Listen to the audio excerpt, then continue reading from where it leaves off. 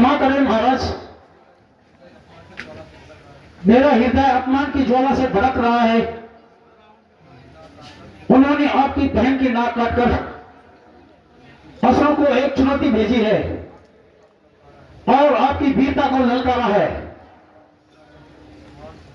अगर आप में जरा सा भी मान और सम्मान है, आज ही उस स्त्री को उनसे छीन के लेके आए और उन दोनों मानवों को मेरे हवाले कर दो, ताकि मैं अपनी इच्छा अनुसार उनको दंड दूं। तभी मेरे इस अपमान का बदला पूरा होगा। अवश्य होगा।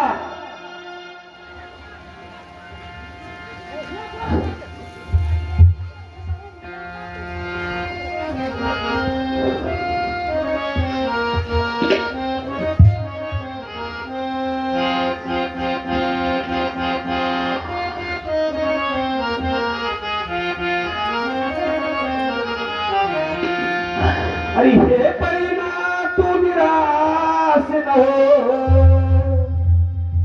अरे सूर्पनखा तू निराश न हो।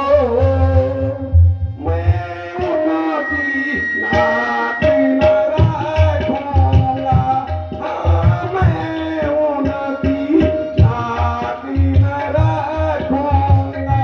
भेद निकाले कर नाखूनों से मृत्यु का नाश उन्हें दूंगा।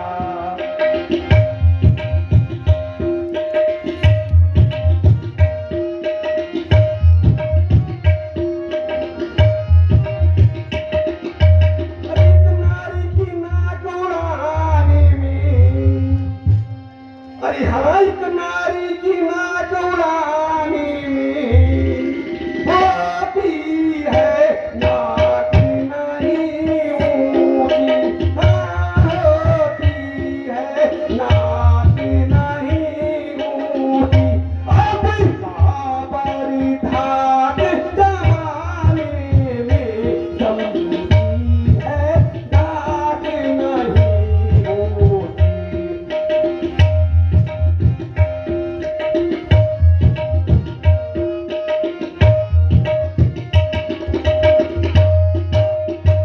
अरे क्या यहाँ समाचार यह दुराचार सुमन का, अरे क्या यहाँ समाचार यह दुराचार। प्यारे दूसरे से नहीं कहा, हाँ प्यारे दूसरे से नहीं कहा। उनका तो वही अखाड़ा था क्या, उस कुलभूषण से नहीं कहा। सुमन था, क्या तुम यह समाचार था और दूसरों को नहीं सुनाया? उनका तो वही पंचवटी पे खड़ा था, उनकी वही राजधानी थी। क्या यह समाचार तुमने उनको नहीं सुनाया? भैया अब क्या कहूं भैया, जब मैंने यह समाचार भाई खर और दूसरा को सुनाया तो वो दोनों युद्ध के लिए चल पड़े और उन दोनों तपस्वी बालकों ने उनको भी मार गिराया। खैरात बदतमीज, हाँ भैया ये सत्य है। अपनी जुबान तो लगाम दे। अगर तेरी जगह कोई और होता तो अभी जुबान खींच लेता। सुबह था तेरे किया असत्य है। नहीं भैया यह बात बिल्कुल सत्य है। अच्छा तो ये बात है। सुबह था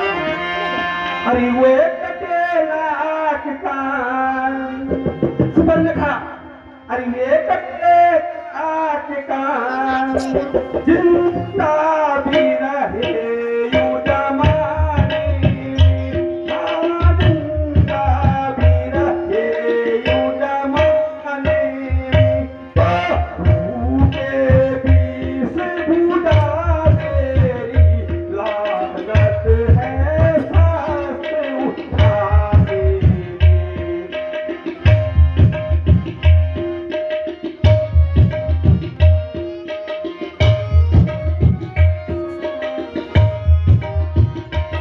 अरे तुम बैठो धीर धरो सुवर्ण का अरे तुम बैठो धीर धरो मैं गंगा के बने को जाता हूँ हाँ मैं गंगा के बने को जाता हूँ इस नाच गान गाने का बदला क्षण भर में तुमसे चुकाता हूँ सुवर्ण था तुम जाओ महलों में विश्राम करो मैं उन सबसे बदला ले लूंगा ए मेरे शूरवीर सरदारों जी महाराज। तुम भी जाओ विश्राम करो ठीक है मुझे कुछ महाराज। वंदना करनी है ठीक है महाराज। ठीक है भ्राता, वंदे मेरी मैं चलती हूँ। पुत्र देवनाथ तुम भी जाओ और महलों में विश्राम करो मुझे कुछ अकेले भी वंदना करनी है चलो महाराज। मंत्री नंबर 4 तुम भी चलो।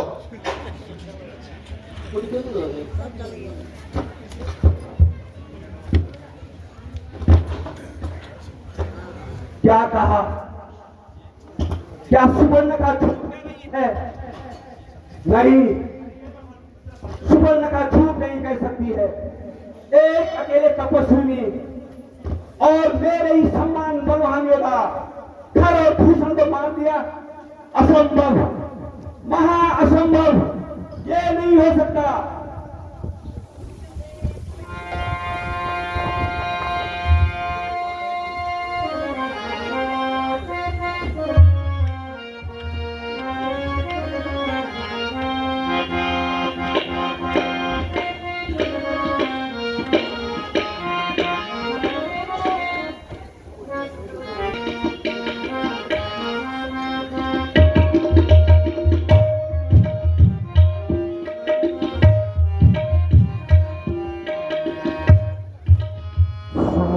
नर नागा सुर नर नागा असुर नर माई मोरे अगोचरा समा कोई नाही मोरे अगोचरा समा कोई नाही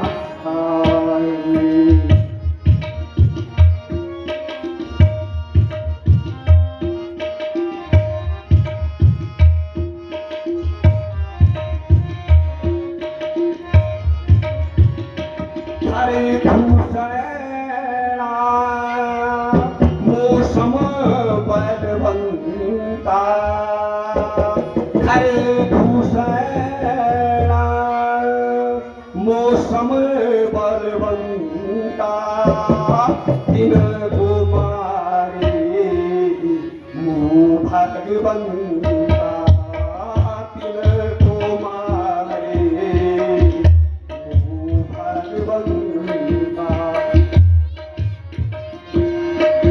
क्या क्या वो समय आ गया है क्या वो घड़ी आ गई है जिसका मुझे वर्षों से इंतजार था लगता है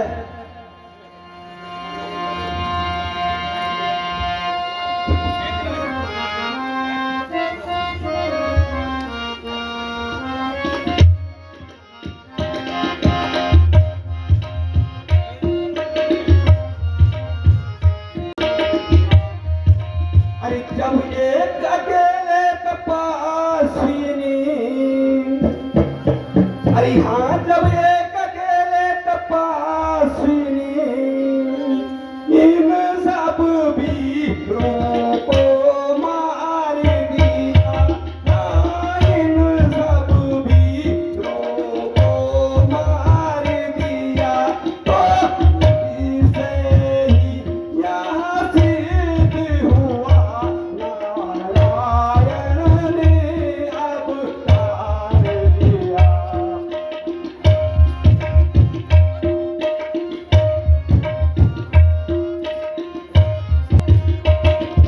निज परिचय दिखलाने को,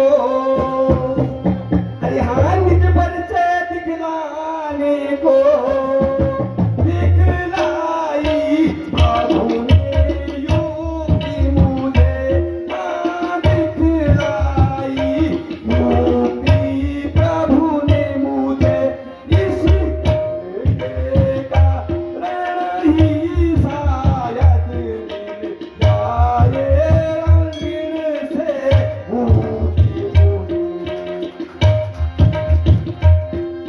लगता है वो घड़ी आ गई है, वो समय आ गया है जिसका मुझे बरसों से इंतजार था।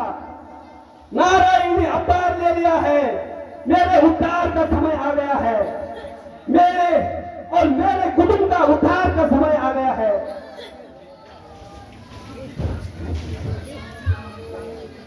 लेकिन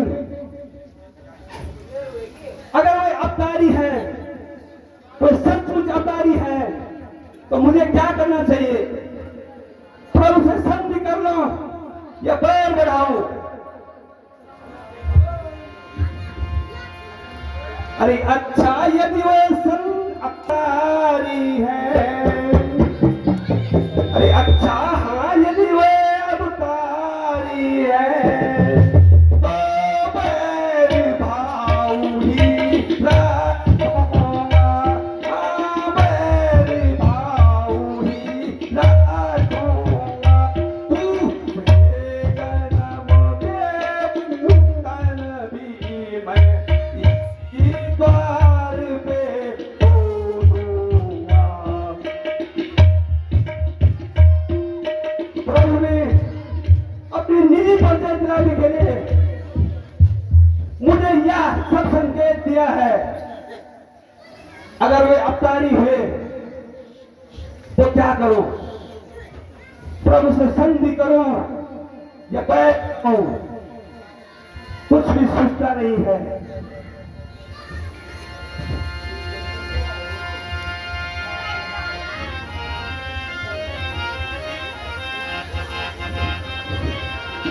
नहीं,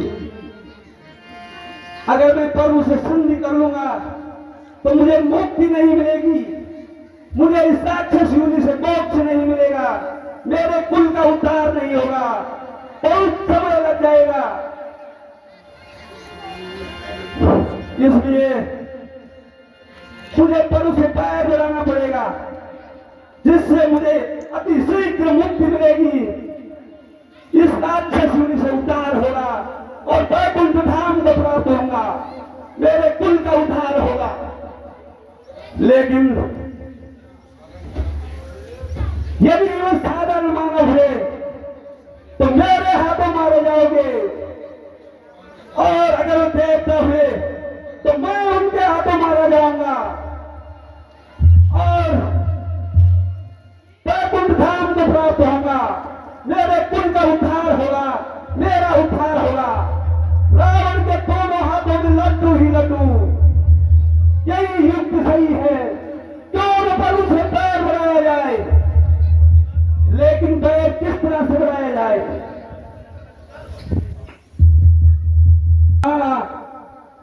याद आया, ऐन समय पर याद आया, ऐन वक्त पर याद आया, सीधे यद्यपि मैं तुझे स्वयंवर में नहीं जीत पाया, लेकिन आज मैं तुझे लंका अवश्य ले आऊंगा और अपनी पत्नी बनाऊंगा। क्यों न सीता का हरण किया जाए? अगर वो साधारण मनुष्य है तो सीता मेरी पत्नी बनेगी, और वे मेरे हाथों मारे जाएंगे, और अगर वे देवता हुए तो मैं उनके हाथों मारा जाऊंगा और मेरे कुल का उद्धार होगा। लेकिन ये कार्य कैसे संभव हो सकता है? किसकी सहायता से?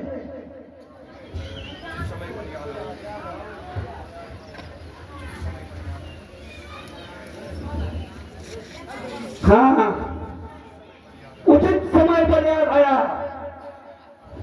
मामा मारीच, छल और कपट का धनी, माया का अपार सागर मामा मारीच, क्यों न मामा मारीच की सहायता ली जाए? ये कार्य उसी से संभव हो सकता है। इसलिए मैं मामा मारीच के पास जाता हूं। लेकिन क्या वो मेरा इस कार्य को करेगा? अवश्य करेगा।